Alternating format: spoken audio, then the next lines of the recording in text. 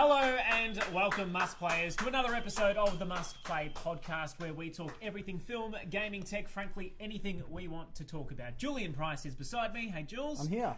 And Dave has finally made it back from that weird airport ether He only he was just stuck in. landed about three and a half hours ago. It took me this long to get back from the Gold Coast, but I'm glad to be here. We got a big show, and let's get into it. How was the 7-hour flight? It was horrible. Yeah, terrible. Jetstar, man, don't do it. Hey, Well, there goes our sponsorship. no slagging off Jetstar, despite the fact that they left me in New Zealand in the exact same circumstances. And that was an overnight one. Hey, at least they paid for the They hotel. just want us to have more time Exactly. in the places that we go to visit. Gifting us more holiday. Thank you. I suppose. Until you're stuck at Missed the the airport. birth of my child, but Until you're stuck at the airport playing cards for 6 hours. Yes, you don't want that. We've got a big show for you this week. Still, I suppose there's not as much news coming off the EA truckload that we got E3 truckload we got a couple of weeks ago. But EA is back in the spotlight again for its loot boxes. They were one of the companies being grilled by politicians in the UK, Jules. they sure were. And they were trying to defend their loot box mechanism. Sorry, not their loot box mechanism, their surprise mechanics. Yes, surprise mechanics. Loot boxes don't exist in EA land. No. But no, the one of the executives, Kerry Hopkins, was defending their surprise mechanics by comparing them to things like a Kinder Surprise. Which is sort of similar, I guess. I mean, you're paying for the chocolate, but you just get a nice little added surprise. That's what I would say. You don't necessarily get any chocolate with a loot box. So Yeah, there's automatically... no extra, is there? Look, I kind of agree to a certain extent. I think loot boxes are stupid at the best of times, but there are people who like that stuff, who like the randomness, the lucky dip, and it's on you if you buy it, man. I don't blame EA for it. It's fundamental to old school physical games. Pokemon was a random trading card game, True. same as Yu-Gi-Oh, same as things like those weird, not Pez dispensers. What are they called? The ones that used to come in chips. They used to be like Dragon Balls. Oh, Tarzos. Tarzos. Oh, the ultimate gamble. Yeah. Tarzo, man, there were schoolyard wars over Tarzos. I can understand that side of things, but what about the whole... sorry, I'm just losing my train of thought here. We pay to win. Well, that's where it becomes a problem. Yeah, it's... I think EA has done that worse than anybody, in that it's really well implemented in something like FIFA, where you can obviously win games online and, trade your cards to get better stuff, or potentially take the shortcut and get yourself a player pack, spend a little bit more to make sure you get one of the gold level Do you players. play any games where you need to pay to win? Not anymore, no. Yeah, I think the closest I did was NBA 2K Playgrounds. That's what I played. Yeah. Oh, well, the initial And NBA 2K the is what initial I ones played. as well. They all have that same, you can buy player packs and all that sort of thing. And look, if you want to cheat and pay a little bit of extra money and go ahead and do that, okay. But it should be an option to gain in-game currency, right? I think that's where it's at, because games are about playing more and earning more from your loyalty to the game, I would think, but not just little extra bits and pieces here and there that you actually spend real money for. Well, I play a game on my phone. I've been playing it for years now. I don't know, I've put this much into it, I may as well continue. It's called the Star Wars Galaxy of Heroes. Yeah. And the pay-to-win concept is still there for this game. If you want to unlock a special character, you can just buy it, basically. Yeah. You want to have more energy for more, battles. But is You there can pay for it. Is there an option to eventually earn that? Yeah, but it's almost impossible. Impossible. Yeah, I found that as well. I got really obsessed with Disney Kingdoms, and that was the same thing. You can you collecting all these Disney characters, and I really wanted Rex from Toy Story. You don't not get Rex, and they come up with this little on sale Rex for $3, and I'm like, oh well, I've played enough of this game to do that, but to get really good characters. See, I don't mind Jack Sparrow and stuff. you pay $1.50 or whatever it is, $1.49 but for it one adds thing up. for a free game though. I've got the mindset of Yeah, that's right. it's a free Yeah. game if I put $1 into it. Yeah, but that's different from a loot box. When you know what you're getting, it's different to a loot box. That's why they're comparing it to True, Kinder yeah, Surprise, although yeah. this is not it. We know that loot boxes are really coming under a lot of scrutiny, particularly in Europe, and I think in South America as well. Even in the US, I know there's legislation being tabled at the moment or worked on that will prevent companies from selling loot boxes to minors, because it does have that gambling flavour to it. I think that's where the major problem is, right? Is that kids are spending money on these things. At the end of the day, I just want to pay for the full game. like, let's go back to Super NES and Mega Drive days where you paid for the whole game and that was it. No, never going to happen. DLC is too good. But getting rid of loot boxes, I'd be fine with that. The funny thing is, when actually asked specifically, do you think there is an ethical question or an ethical problem with the way that loot boxes are sold, the EA execs just said no. But do you think there's an ethical problem with it? I don't. It's you No, know what you're getting into. It's legal currently, so there's nothing wrong with what they're Yeah. doing. But I do genuinely believe that legislation just needs to catch up. It's probably the same in which bullying online has taken so long for legislation to actually catch up and actually deal with people who are doing the wrong thing. I do believe selling randomized products to kids, particularly if they're underage, is a problem. I think there needs to be a parental lock system or something in place. That's because, look, if... Well, there is. Most phones have, parental lock, or you have to enter a passcode every time you purchase something on the store. But what about on like PlayStation or something like that? Not all the time, because there are games on phones, on iPhones. Like, say you, as a father, give your young daughters one of your games to play. If it's automatically linked up with your account on iTunes, and you are... I don't want to bring up iTunes. I know you're going to get very upset about it instead. But there are options to, you must input a password or use face recognition each time you purchase something through your phone. I don't know if it's the same for PlayStation, Xbox. Yeah. If you've linked your PayPal account, I don't think it's going to ask you to... No, it just does it straight away. I've been caught by it. I'll be like looking at something. Oh, I just bought that. Wow. Accidentally, Fish. New Rocket League cars. I think that more responsibility needs to be taken on both sides, right? Parents and publishers, distributors, whatever. The EA needs to get on this in terms of that stuff. I agree. I think we're going to see a lot more news about loot boxes coming in the coming months, actually, because it seems like right around the world they are under the microscope. Now, one of the things we love doing on this show is obviously speculating about what could be, and there's no better way to do that with a nice cold Moondog in your hand. Thank you, Moondog. What a seamless plug. We do appreciate the free beer, and you have a great product. But news this week, before we get into the main rumours, there was one thing that caught our eye online, because we're all Breaking Bad fans. Yes, indeed. We love that show. It's on stand now. I'm re-watching it at the moment, trying to get my fiance into it. Cannot stand it. So it's oh no! It's one of those ones where she doesn't mind it, but she won't want to watch 2 episodes in a row. And I'm just at the end of it. I'm like, I need more. Man, I need watch more. a whole season. It's definitely not a one episode a night show, that's for sure. Yeah. No. But we all got a little bit of a shock when we saw both Bryan Cranston and Aaron Paul, who are the stars of that show, spontaneously upload this same image to Twitter, just with "soon" on it. It's nothing too What does that mean? It's 2 donkeys. It's identical, so clearly they're Mules. in Or cahoots mules, yes. with something. That's where I was going Drug with it. mules. Mules. Maybe they're drug running a little bit more than the cooking side of things. If they were to go back to Breaking Bad, if the mule is a hint to that, what would you like to see? Hey, well, a movie would be great, but I can't see how they would continue on unless they did this whole other side thing that we didn't see during it. Otherwise, it could just be an animated series or something like that. I don't know. Like, I'm all for a Breaking Bad movie, man. Like, absolutely. This is my number 1 show of all time. Like, I've never been as obsessed with a show as I have with Breaking Bad. And to continue it would be cool, but I don't know. Do we need it? I don't know. We've already had the prequel, sort of, with Better Call Saul. Yeah. I can't really see this being another prequel, because really, Bryan Cranston's character, Walter White, is pretty bloody boring until he gets cancer and we starts get to see him be a science teacher. Yeah. Could you imagine just a full season where he's just literally the character he was in Malcolm in the Middle, but as a science teacher? It's him dealing with Jesse as a problem teen before they become friends. Like, don't give them those ideas. Look, I personally think it's probably a project that they're just working on together. It would be great to see them back together on screen. I don't think it has to be about Breaking Bad. We'll be happy if it is, but I'll be also happy if it isn't. So, maybe they're voicing donkeys in an animated feature about Shrek. drug mule donkeys or something, who knows? Did we check Eddie Murphy's Twitter as well, just to confirm? Yeah, Mason, right. Get on that. We never know. He might be getting replaced.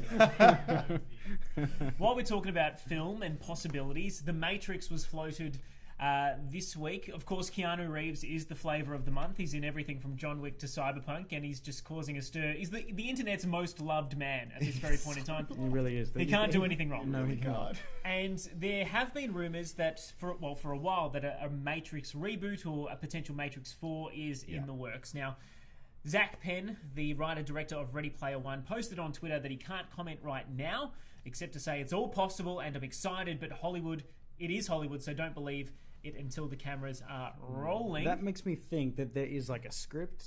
It's there, they've casted. Oh man, there would have been a ton of scripts. They're just waiting for some studio to pick it up. That's what it sounds like.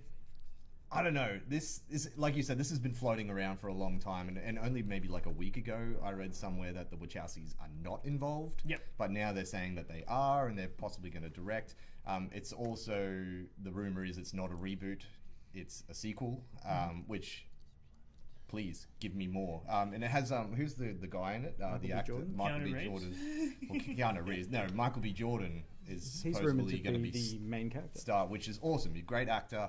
Let's go back into this world. Why has it taken this long? There's so much lore to this world. I'm surprised they haven't gone to the cookie jar sooner. Yeah. Did you guys ever play the Matrix games? Yeah, they were great. Yeah, Matrix Reloaded was one of my favourite games. Enter the Matrix? Enter the Matrix was great. Yeah, and it all connected. It was like what Star Wars does, but this whole world of the what do they call it? The Matrix. I gotta say, just watching the trailer is getting me hyped up. Like, I need to watch this movie again. I fell into a Facebook video trap the other night and I watched 45 minutes of the Matrix Reloaded. On Facebook. On Facebook, man. some like illegal page just uploaded 45 minutes. I did go back and watch the trilogy probably 6 months ago, and it's still brilliant. It's incredible, and it's much better to go back as an adult, because I actually quite liked Reloaded. That was my favorite because there was so many fight scenes, and but that first one is just a masterpiece. It's iconic.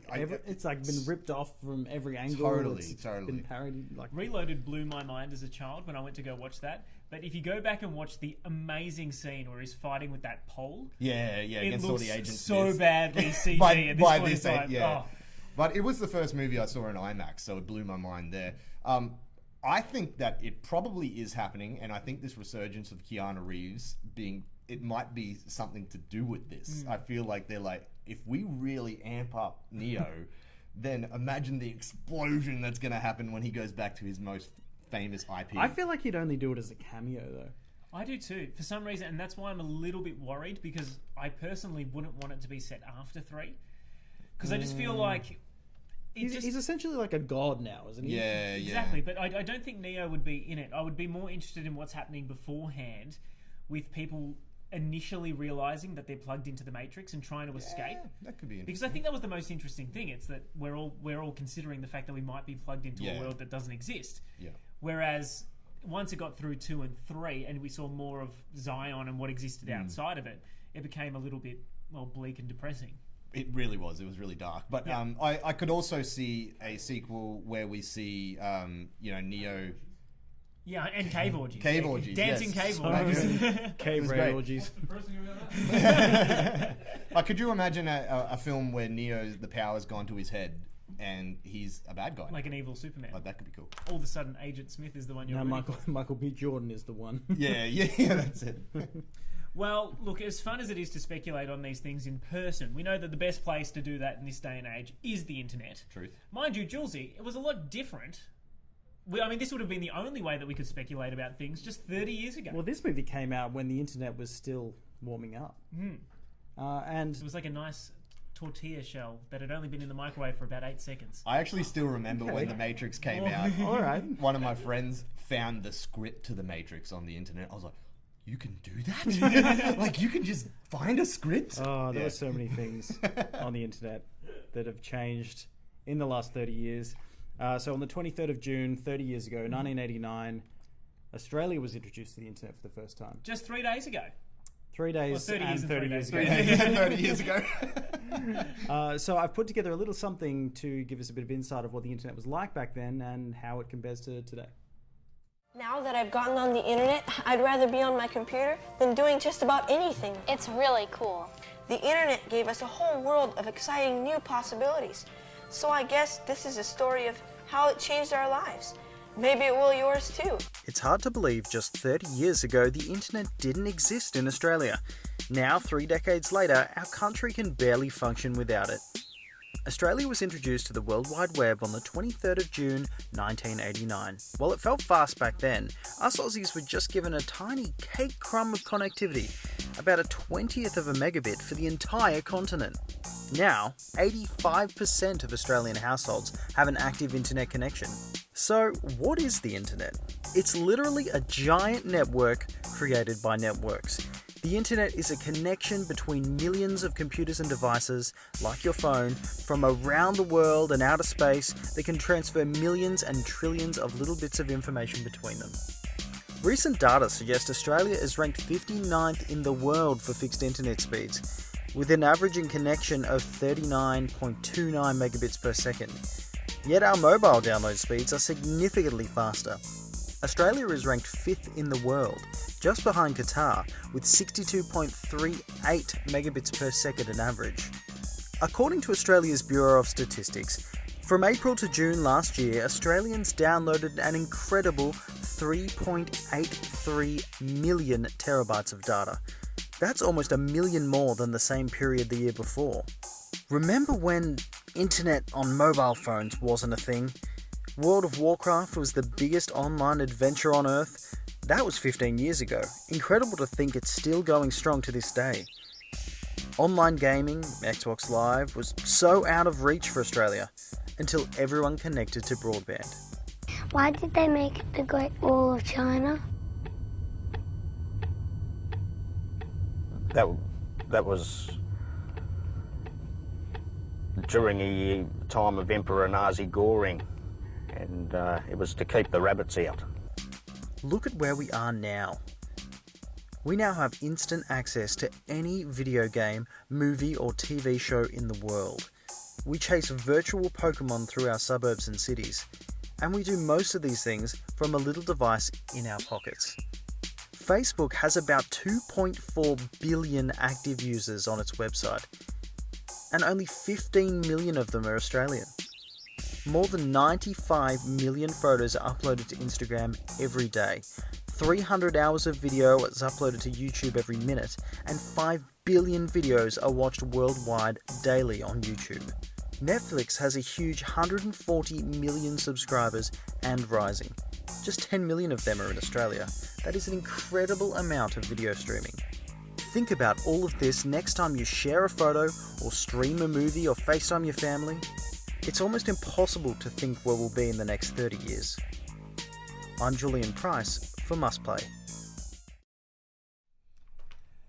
30 years, Jules. There's so much more I wanted to put in that little video. Yeah. So just briefly, do you remember MSN? Oh, yes.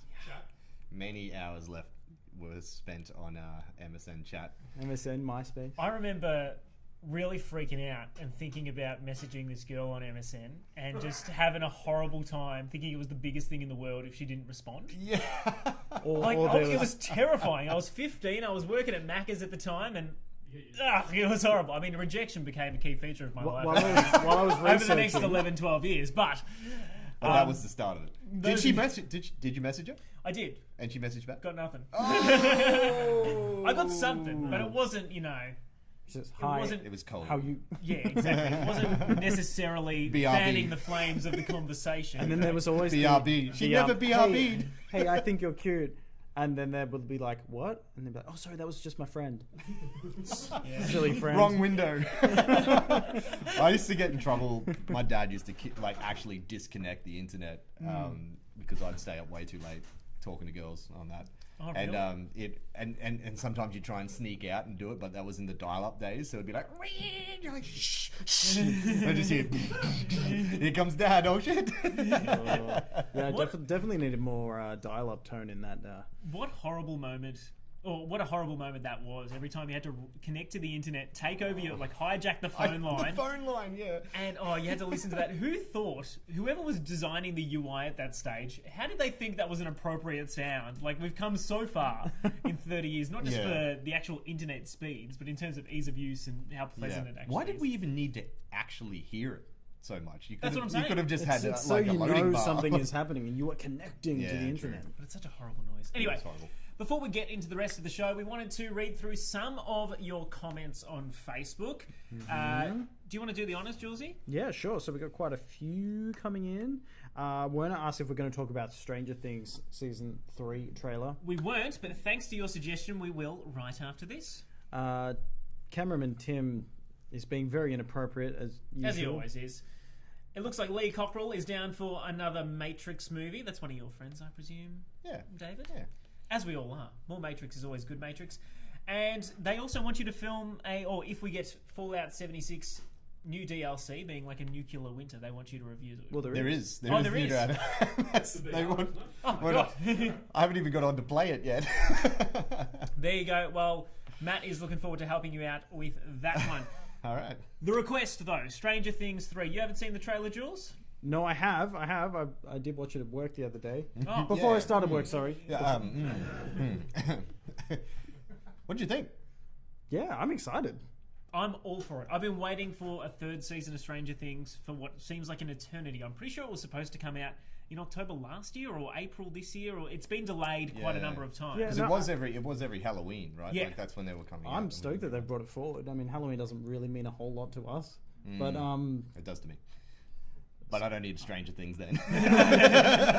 Just give me it now, man. That's right. You'll have Luigi's Mansion this year. Yeah, on true, Halloween. there That's we fine. go. But I think it looks great. I mean, I love what they've tried to do with this trailer, which is basically like maybe closing the gate in the first season was a mistake because we've actually trapped it with us rather than keeping it out. and it's a real coming of age kind of. We're really getting to that point where there's a lot of testosterone going through these kids. Well, those kids are growing up. That was the biggest thing that surprised me because you're so used to this particular image of these little kids, and then they're like, "Whoa!" you know? Look, it could be any story, and I'd watch Stranger Things. It's such a great show. One thing that I think is going to be a big shift in this season is that it's no longer, even though it's still going to be a supernatural horror, obviously, I think they're going to lean a little bit further toward classic horror tropes because they've had this benevolent force actually infect a human, one of the bullies of the town. So I can truly see this becoming a little bit more like a slasher film where you've actually got a physical human enemy that's,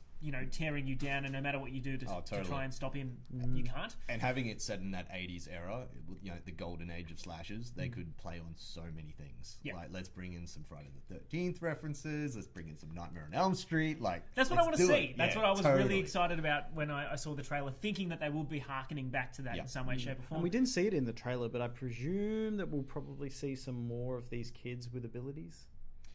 Well, I mean, it that was was kind of shut down at the end of season 2. that was alluded to pretty early on in season 2, if I'm not mistaken, when Millie Bobby Brown's 11 is off with these other people of supernatural ability, but she essentially comes back to the town and is just a lone wolf again. So I don't know if they bring them in, but I'm personally fine with it just being the original cast. The only thing I hope they do is not make the same mistake as maybe Toy Story 4 did, which makes it an 11-only story, like a Woody-only story, and leaves the other characters out. Because I suppose getting to know those 4 boys she was friends with at school was a huge part of the first season. The boys matter more. Like, Eleven's a great character, and she's a great element to the story, but it's about the boys and them growing up with the added supernatural element. So I think they need to keep it there, because there was that one episode in season 2 where it was all 11 when she ran off with punks and stuff, and I nearly turned it off. I was like, what is this trash? Let's get back to what I care about. What is this trash? Trash? Trash. Well, see, that's what I was a little worried about. And we know that when, films make the decision to lean too heavily in one direction, similar to how Godzilla did with, the human element being all disposition. I know you didn't like Eleven's character in that film all too much. She was the best part of that film. But just the humans in general, the way that they were. Yeah. But actually, that's a good point, because Millie Bobby Brown is the star now. Like, these other kids aren't as big in the star rating, I would say. There is a good chance they might lean more towards that character. I don't know. We'll see how we go. Like, they've had good writing so far. I can't imagine they would unbalance things. No, the directors and creators are pretty talented, but we thought the same thing about Game of Thrones, so you never know what happens. Speaking of disappointments, I mean, I was trying to segue to Godzilla into the movies we're getting this month, but At the moment, I mean, Toy Story was great. We've all seen it, we liked it, but the other three big ones that have come out this month, Fish, have been a bit of a disappointment for you. Yeah, look, thank God we got Toy Story, because the last run of movies I've seen in the cinema have been super mediocre. Going back to Godzilla, which was super mediocre. But they're big names. This They're is the huge. thing, They're huge movies, tentpole films. Maybe it's something about the month. No. Generally, this is where you get the gold. This is like summertime in. Is it summer in? Yeah, it's summer in the summertime in the US. So, like, this is all your summer blockbusters, and these are summer blockbusters. They just kind of suck. So, like, first of all, we had X-Men: Dark Phoenix a couple of weeks ago. First of all, why did we need another X-Men movie? I think that was kind of done a little while ago. I think we've got another X-Men movie because at the time, Fox was looking to be acquired by Disney and thought if we put this one in the making and in production now, we can bump up our price a little bit. Yeah, well, that's true. Money aside, Apocalypse sucked. I can't remember it at all. The last X-Men movie that meant anything to me was Days of Future Past, a great mashup of both generations of X-Men. Do you think they lent too hard on Jean's character? Because of her Game of Thrones, the actress's Game of Thrones. Well, Jean's character in itself is a great character, and the Dark Phoenix saga in the comics and in the old cartoons, if you guys watched that, was awesome. And my biggest problem with this film is that they really didn't, like, Jean Grey never really gets to the level of badassery that I expected her to as the Dark Phoenix. But what's her name? Sophie Turner. Sophie Turner is probably not a strong enough actor to carry a film like this, because she was like, she's not bad, but you know, you've got the likes of the guy who played Magneto and the guy who played James McAvoy James McAvoy, like these great actors who were getting pushed to the side for this, like, you know, side character actor. So I just felt it wasn't really helped by the fact that there was kind of some, like, the action was kind of clunky as well, and it might have just been because I know that Fox were going over to, you know, Disney. I just feel like it's not quite finished. You know, I feel like they just didn't care anymore. But that could just be because of all that business going on. That's right. Kevin Feige's already talked about, you know, bringing the X-Men and Fantastic Four to life in the MCU in some way, shape, or form. So I'm sure we There's might a multiverse now. We might get a slightly better representation. I hope it's not these guys, because the new generation, after the new generation, you know, the first class guys, the new Cyclops, the new Jean Grey, all that, they're just not that good. And the only one who was good is Quicksilver, and he's not nearly in this enough. But the next movie that came out was Men in Black International. Now, this one, I mean, looked bad to me from the trailers. I don't know what it was, but I mean, Chris Hemsworth sleeping with a purple alien. I mean, I'm sure creatures of all descriptions would love to sleep with, like, Chris Hemsworth, but it's obvious. You're obsessing over this. I feel like you've got intentions. Julian. But, you know, he does have to have his contract to take off his shirt scene, so it may as well be with a tentacled alien. To do it. I think a lot of people felt the way that you did. Like, you saw the trailers and it was kind of like, meh. And I, honestly, the only reason I wanted to watch it was in the very slight hope that the original Will Smith and Tommy Lee Jones would turn up in some sort of cameo, because that would be my cheering moment, and then I'd probably like it. And they don't. Look, I'm surprised by, like, are they at least referenced at all? Yeah, they are. So they reference the battle with the cockroach. It's like they're legends of the Men in Black, but they never actually turn up. Like, I just feel like Will Smith could have done something. I don't know. Even if it was like a post-credit scenes, just something. Exactly, and I waited till the end. I was like, I'm going to give them every chance to do this. But it felt good to be back in the world. I love the Men in Black movies. They've got a cool style. They're really fun. Like, it was good to see Frank the Pug and those, like, cigarette smoking insect things again. They sort of turn up, but again, not main parts of the movie at all. So they're kind of the cameos. They've still got the cool guns. They've still got all that sort of stuff.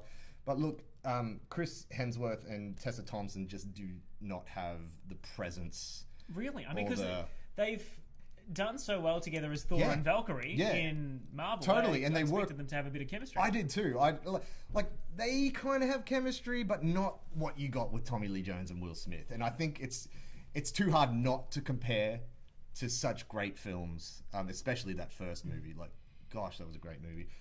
So I felt like that just really lacked. And Chris Hemsworth is a bit too stupid in it. The character or him as a person? No, he's a great guy. But the character, he's really playing up that character that he played in the Ghostbusters reboot, which was great as a little side character. But when he's your main, it just gets a bit like, oh man, like just you're trying a bit too hard now. And I love Chris Hemsworth, so it was really hard to watch. At best, it was like a 2.5. It was a very average film. Wasn't bad, but it's Men in Black, man. Like, this is supposed to be a reboot of the franchise, and surely they won't go on from here. But my biggest disappointment. Well, we were just talking about the internet notching up 30 years, and a character that never would have had access to the internet is sitting right in front of you, Chucky. He does. And all of a sudden, Chucky's gone Wi-Fi, but he's not necessarily better for it. Well, look, this one's getting a bit of up and down on the internet. Like, some people are loving it and some people are hating it. I'm definitely in the hating it side of things. Firmly, by the sounds of things. Which, it's really just, I didn't realize I was such a big fan, even though I own a Chucky doll. But I've always liked the Chucky movies, just because they're fun, they're silly slashers. So they're from that 80s era of the great slashers, as we just talked about. But this one, like, Chucky's smart now. He's an AI. He can connect to all your devices and can come up with some really cool and creative kills, which there are, as you would expect in a movie like this. That's probably the best thing about the film. I was gonna say, isn't that like a pass grade for a Chucky movie? Like, if there's some cool stuff like that? To a certain extent. Like, look, I was happy I watched this. It was good to see it on a big screen. You don't really get horror movies like this on the big screen anymore. But again, I don't know if we needed this reboot because the Chucky franchise was still going. Like, only 2 years ago, we got Cult of Chucky. And, like, it wasn't great, but it still had the original. Brad Dourif was voicing him. And it was this version of Chucky. Whereas the new version, he looks kind of silly, but, like, I know they've got to change him up. He's voiced by Mark Hamill now, which was good. But the fact that this thing's kind of like a Terminator, he's a robot. To be able to emote the emotion that Mark Hamill can do and, like, get the sinister ha-ha-has and all that sort of stuff. It feels a little silly because it's a robot. And I guess it comes down to programming and stuff, but they don't sell it enough. And mate, did you not see Jules and I put our faces in that Iron Man robot we had here one time? They can do amazing things with voices of robots these days. Like, yeah, but look, this robot isn't. You're not recording its voice into it. It's like the whole thing is he gets jealous of I think it's Andy, the kid's name, all his friends and stuff. So he just wants to play with him. He wants to play with him. Yeah, yeah. But it just it's like Toy Story. It's basically Toy Story. The evil Toy Story. It's funnily enough, they were released on the same day. I could imagine there was some very confused parents who may have taken. The one with the doll. The one with the doll. Yeah, the toys and the kid. His name's Andy. Yeah. I don't know.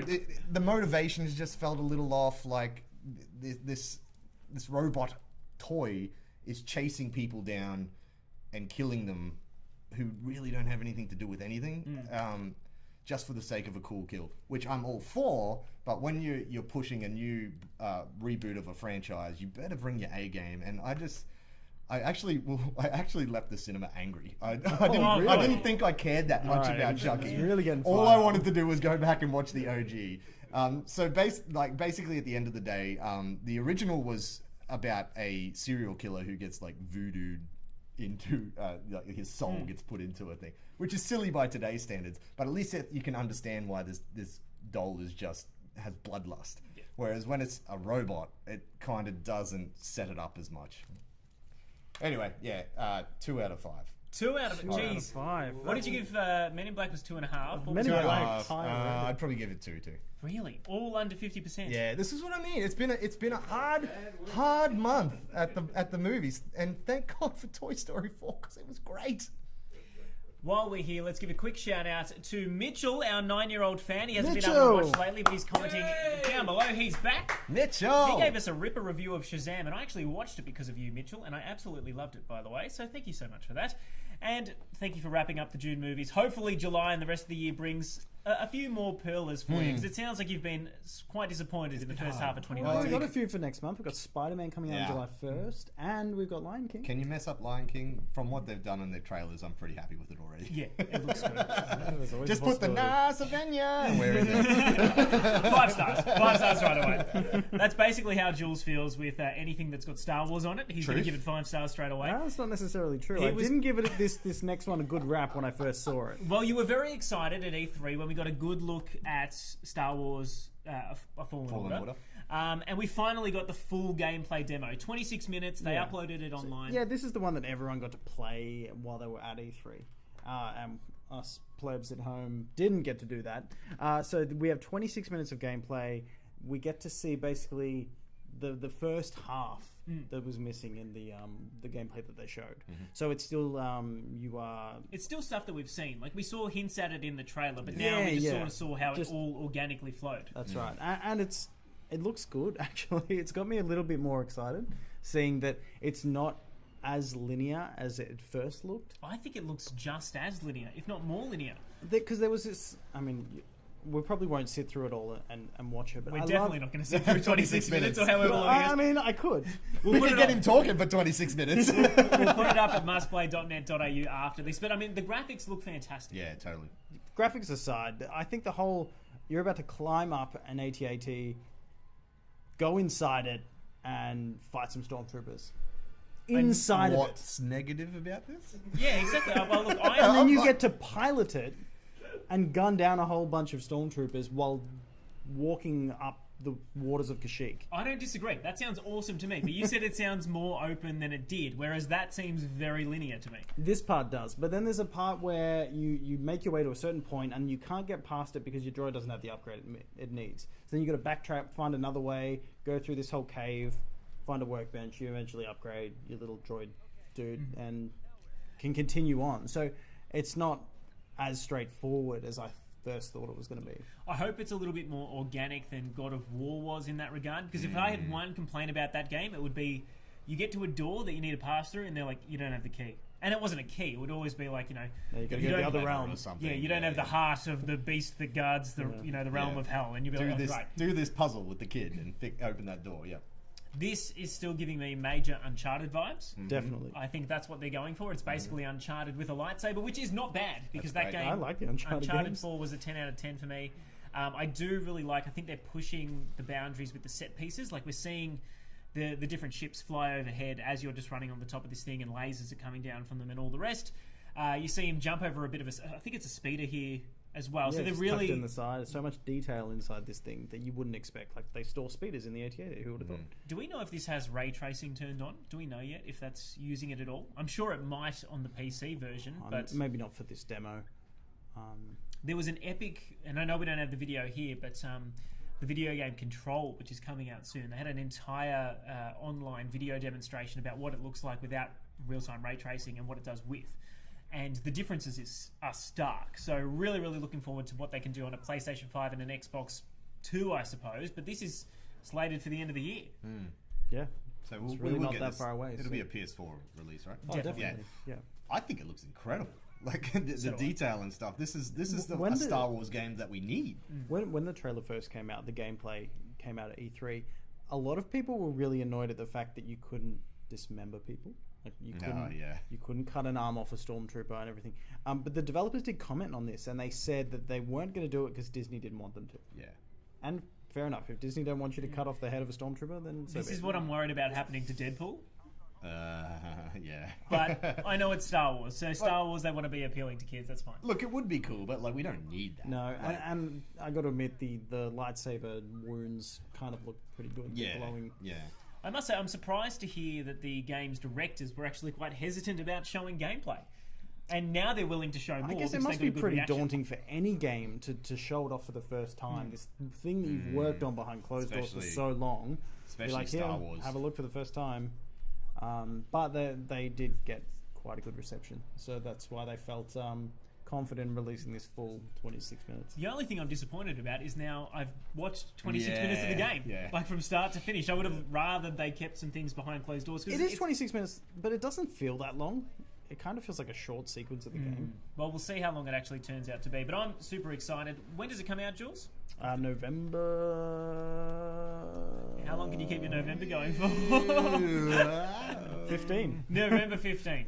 One of the big holiday titles for us to get excited about. I mean, earlier you mentioned Spider-Man is sort of kicking off a big tail end of 2019 for entertainment. I mean, we know we got Frozen 2. We know that we've got the new Star Wars coming out, the film, not as well as the game. But in terms of the film that will be kicking that all off, Spider-Man into the Far From Home. My God, Spider-Man Far From Home is coming out in literally just a couple of days. Yeah, and Monday. It appears as though there is a marketing error. In fact, there's been one pretty early on. Samuel L. Jackson is furious. He's not a happy chappy. You do not piss off Samuel L. Jackson either. No, and he actually screamed. These posters have gone up at some shopping centre. We've got it here, right in the centre of the screen, blocking Jules. So while we're here, let's just highlight what's wrong. We're going to be doing this live. These are the posters. Now, as you can see, some genius in their Photoshop department there at Disney who does the marketing, has decided that because they wanted Samuel L. Jackson on the left-hand side of the left poster, but they didn't obviously have a photo of Samuel L. Jackson on that left-hand side, that they were just going to flip him around, which works, but it also means his eye patch is on the wrong eye.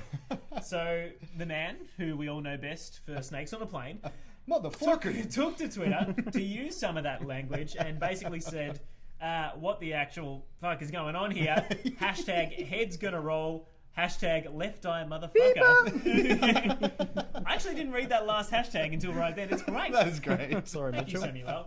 Samuel. Marketing error, minor one, but I don't think it's going to hurt the film, which only comes out in a couple of days. Oh, if anything, it's going to give it more buzz. That's right. It's only done good things. I just love that Samuel L. Jackson cares. Like, the guy would be making so much money, and he would just have to step onto set for probably like a week at most, playing Nick Fury.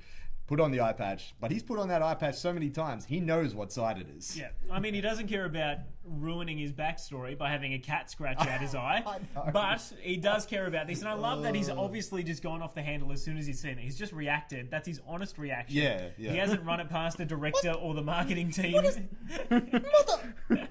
Who's doing down? It's perfect, Samuel L. Jackson. Keep doing you, Sam. That movie comes out in a couple of days. We want to run through a couple of quick news stories just so you know what's in the public eye at the moment. One that you can take advantage of is cheap Xbox Game Pass. Now, this one came up during E3, but one of our viewers, Keith, actually brought it up with myself and Ryan today.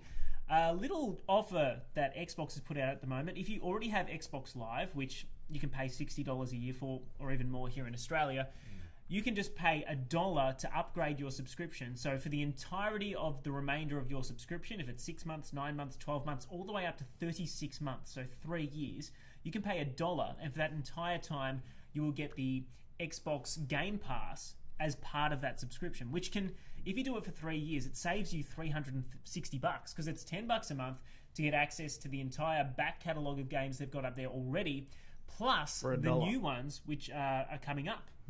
So that includes, Gears 5, which is coming out, obviously any new Forza games, and presumably if the Xbox 2 comes out next year, might even include Halo. So, I mean, there's a lot of big games coming out for Microsoft in what's going to be a big year for them. It's a no-brainer, really. I mean, what's $1? Like, you can't really put a monetary value on that. All those games, like it's... Well, Keith, who we work with, is actually going to buy an extra 2 years of Xbox Live Gold to take advantage of this. But I suppose my question to you is, does this sort of signify the end of Xbox Gold? Could we see them phasing it out and sort of merging everything together? So you'll only pay the one subscription. So rather than, having a subscription for Game Pass on your Xbox, your PC, as well as the Xbox Live Gold. I can't see them phasing it out. Like, it's still obviously a big moneymaker, you'd think. You would think, I mean, it's certainly a big moneymaker. They need it to keep their servers up and running, but I think that Xbox is really pushing into that streaming space. And so this is where I sort of see it taking over. I mean, would you care? Would you pay for all three, I suppose, Dave, or would you rather it just be one thing? I would rather it just be one. It does reek of some sort of desperation, doesn't it? Like, it's got there is a feeling of something's ending here. I don't know what it is, but it very well could be the way. I'd be happy if there were one, but I'm sure a lot of people would disagree because some people only buy an Xbox because they want to play Call of Duty. They don't want to play any other game. So these people are gonna be like, well, I don't want to buy this whole Xbox Game Pass, I'm never going to play any of these games. But potentially, I mean, it will be more expensive to spend $120 a year as opposed to $60. But not only would you get the access to the online with Xbox Live Gold, you would also get the back catalogue of games. So I suppose it's a bit of give and take. Personally, I just hope they don't do a dodgy and phase it out after a year. So people like Keith, who are thinking of buying 2 years worth. Gotcha, dollar. Sort of could have got that cheaper. But anyway, that is an aside. Let us know what you think would be the best course for Microsoft in our comments section. Of course, we are live on YouTube, Twitch, as well as Facebook, whatever way you prefer to watch. And we wanted to give one quick shout out to Guardian Con. Now, I don't know if you guys know what this is, but it's a streaming event which started as a Destiny event way back when. It is for charity, and this week, in the past week, they have raised $3.7 million in donations for charity over the course of the weekend, all to the benefit of the St. Jude Children's Research Hospital. Of course, all the money going to the ongoing fight against childhood cancer. Don't have much more to say except well done, guys. And it's fantastic. A great example of how powerful streaming actually is and how generous people are on a global scale. It's pretty incredible when you think about it. Well, I know the Good Friday appeal this year got almost $14 million. I think we were just looking it up. $18 million. But 3.7 for a little stream is quite remarkable. That's huge. Like the amount of gamers out there that are a part of this community who are willing to fork over a little cash for such a good willing cause, to give through the correct medium. For them, they see it as being entertainment. They're happy to shell out $50 and it goes to a good cause. So we love those stories. Keep them rolling through. If you manage to find one, you can hit us up at MustPlayAU on Twitter, Facebook, as well as Instagram.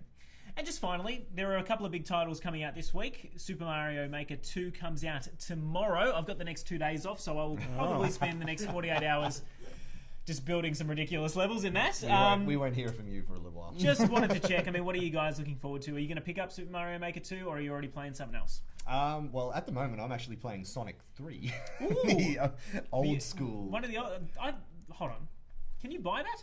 Yeah, I found it at Comic-Con a couple of weeks ago. A retro game store was selling it. And I've got the cartridge. I've got it in my Mega Drive. I'm playing it all OG-wise. That's an extremely rare game. Like, you don't see it around these days. No. Well, it's not in any of the collections that you can buy on like Switch or PlayStation or whatever, because I think there was like a Michael Jackson track in it, some sort of copyright ruling which they can't redistribute it. So yeah, when I found this copy, I was like, yes, please. and do we dare ask how much it cost? It was about $70. Hey, that's not which isn't horrible for a rare game. Yeah, it's a collector's item. Yeah. But it still works. So I'm playing it. The soundtrack is fantastic. I'm glad Michael Jackson had something to do with it, if that is real. And I'm completely obsessed. All right. So I probably won't be playing any new games for a little while. And Julesy? I'm not playing anything new. I'm still a bit on the Final Fantasy 7 game. You missed that. I was playing it, and you missed it. And? Well, I'm still playing it. But... So you must like it then? Yeah. Yeah. It's good. What riveting conversation that was. No, actually, I was surprised that you weren't here to break down, or I was upset you weren't here to really delve deep into Final Fantasy's gameplay, because that would have been perfect for you. We'll get to that when it comes out. That's a whole thing. Well, yeah. Don't get me started. If you're just joining us now, or you are finally just clicking onto the stream, we have been sitting here talking for 47 minutes, if you can believe it. My God, that was a long time. If you want to catch up on the entire show, you can do so after we finish our broadcast on Facebook. We're also going to be posting this to YouTube and Twitch. Must Play AU is the thing to search for there. Thank you again for joining us, gents. We've run through a lot tonight. Everything from 30 years on the internet to the Stranger Things trailer to the Matrix 4 rumours. Could we get a Breaking Bad reunion in some way, shape or form, as well as the loot box discussion we had at the start of the episode. Plenty for you. If you've missed out, please go back and watch it. Give us a like or a thumbs up. Thank you again for joining us, gents. Thanks, Santa. Anytime. And good night. Have a great week.